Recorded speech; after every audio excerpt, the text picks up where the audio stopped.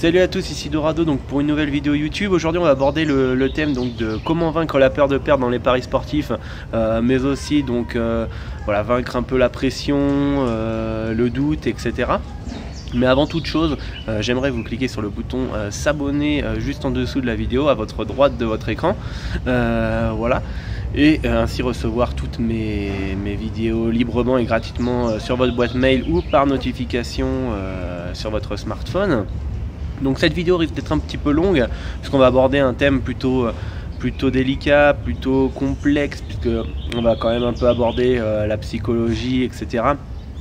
Et là vous savez que les Jeux Olympiques vont commencer d'ici 2-3 jours là, si je me trompe pas, et ouais, c'est une compétition qui dure 15 jours du 5 au 21 août, et nous avons justement 15 jours, on va dire 10 jours pour voilà, réaliser notre blé, notre bénéfice, etc.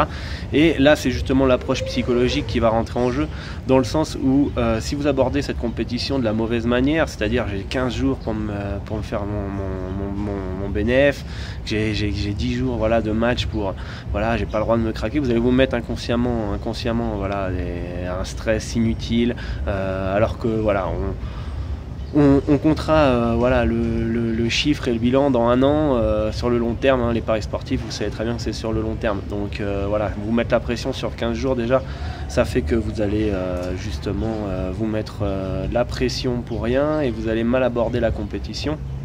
Et derrière, voilà, enchaîner un cycle un petit peu infernal, puisque vous allez vous mettre la pression le premier jour. Qu'est-ce qui se passe? Il faut que je valide un bet, j'aime bien ça, puis vous vous mettez un peu le doute, j'ai un peu peur, je me dis tiens, c'est le premier match de compétition, c'est jamais, il y a généralement des surprises, etc.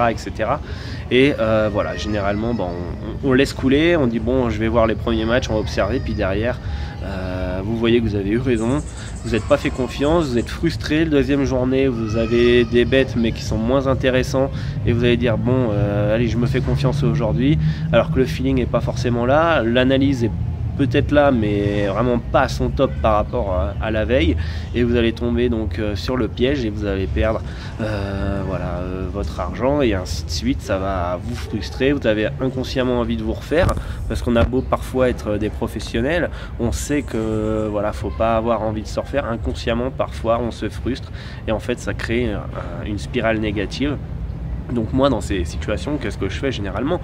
Voilà, je me base sur le long terme. Là les Jeux Olympiques vont commencer. Par le passé, je sais que j'ai fait l'erreur de me mettre la pression en voulant faire du bénéf tout de suite sur les Jeux Olympiques. S'il y a du bénéf, tant mieux. S'il y a 10 paris à jouer, tant mieux. S'il y en a 3, tant mieux aussi.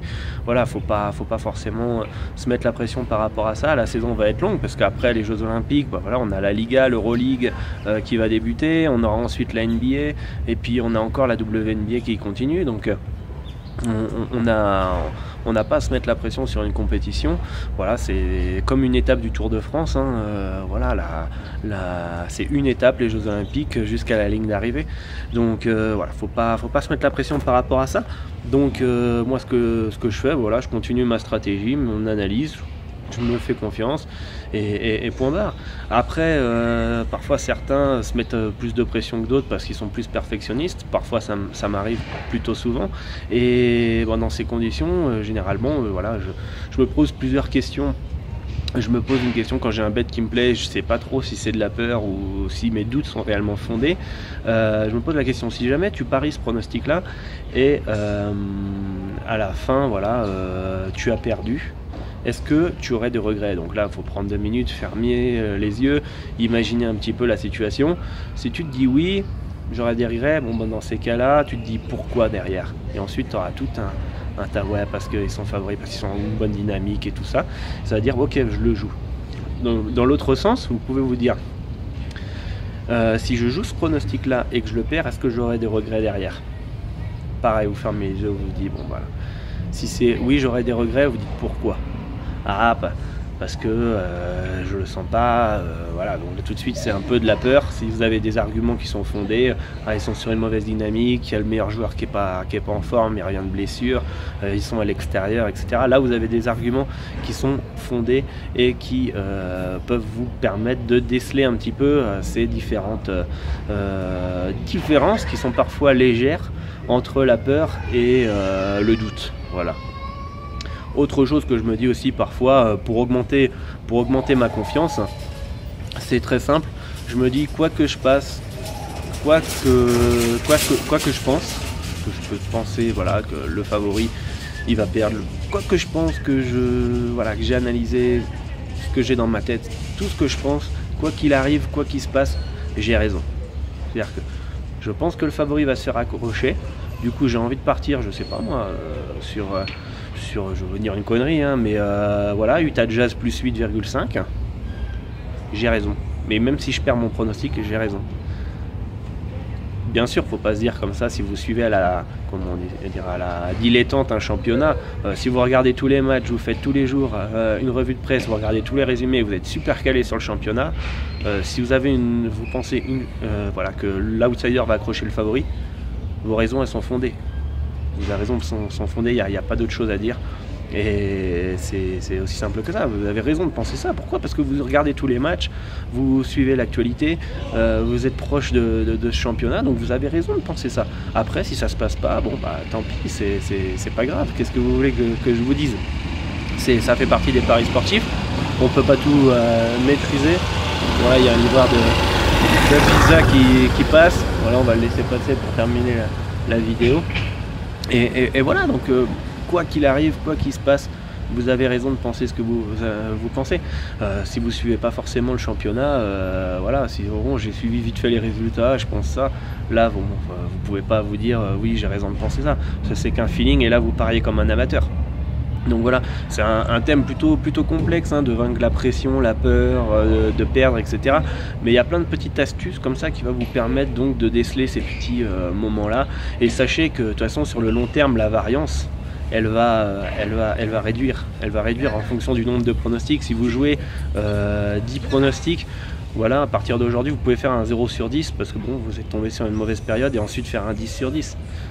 Ça peut aller très vite dans les paris sportifs, mais c'est sur une période de 1 an avec environ voilà, 600 000 pronostics. Vous allez voir la variance entre voilà, les différentes périodes. Et ce qui va vous permettre derrière de voir de vous adapter entre guillemets à ces séries de mauvaises passes ou de bonnes passes en fait. Et à chaque fois quand vous êtes dans le doute, regardez votre bilan, c'est très important, et vous dire voilà, il y a un mois j'ai fait un 10 sur 10, je peux le refaire, je suis pas devenu nul du jour au lendemain, aussi simple que ça. Autre chose que je voulais dire, donc la variance. Et voilà, donc la peur de perdre c'est normal, mais on peut pas gagner sans perdre. Voilà aussi. Donc il y a pas mal, c'est un terme plutôt complexe. Là je mélange un petit peu tous dans une même vidéo. Je vais essayer un petit peu de séparer tout ça et vous refaire plusieurs vidéos dans les mois à venir, hein, par rapport à ce thème de la psychologie, de la variance, etc. Mais tout est un petit peu lié. Donc, et les bonnes séries c'est pareil, quand vous êtes bien, vous sentez une énergie positive en vous, généralement tout va rouler. Et c'est quand à partir du moment où vous allez douter, où là vous avez l'impression que voilà, tout s'écroule comme un château de cartes. Mais faut pas douter, ça fait partie du jeu, hein, de perdre des pronos. Ne mettez-vous pas de la pression, hein, sur une première semaine de compétition, hein. Je sais que la Ligue 1 va pas tarder à reprendre. Il y en aura beaucoup qui vont parier les premières journées, et puis au bout de 2 journées ils vont peut-être perdre et partir dans une spirale négative un début de saison. Et généralement derrière, n'oubliez pas que la saison est longue. Si vous passez les 2 premières journées d'observation comme moi je peux le faire en NBA, voilà, observez la première semaine, les 2 premiers matchs de chaque équipe, ça m'aide derrière pour pouvoir faire mes pronostics et ainsi d'éviter d'affecter le mental. Donc voilà, je vais vous laisser. Je pense que j'ai abordé pas mal de points. N'hésitez pas à laisser vos commentaires, hein, et puis faire part de de votre expérience. Si vous avez apprécié cette vidéo, mettez un petit like. Si vous voulez nous rejoindre pour les Jeux Olympiques, cliquez sur le lien en dessous. Ça va vous permettre donc de rejoindre une communauté de plus de 200 parieurs sur le VIP. Et n'hésitez pas à nous rejoindre. Je reste à votre disposition. Vous pouvez me contacter à l'adresse suivante, contact@basket-pronostic.com. Vous pouvez me suivre sur Facebook, c'est Dorado Pronostic Basket, sur Twitter Basket Pronostic, sur Instagram DoradoBet, sur Snapchat Aurel.mnt. Donc voilà, n'hésitez pas si vous avez des questions, laissez votre commentaire et puis j'espère vous voir très vite sur Basket-Pronostic. Allez, ciao ciao.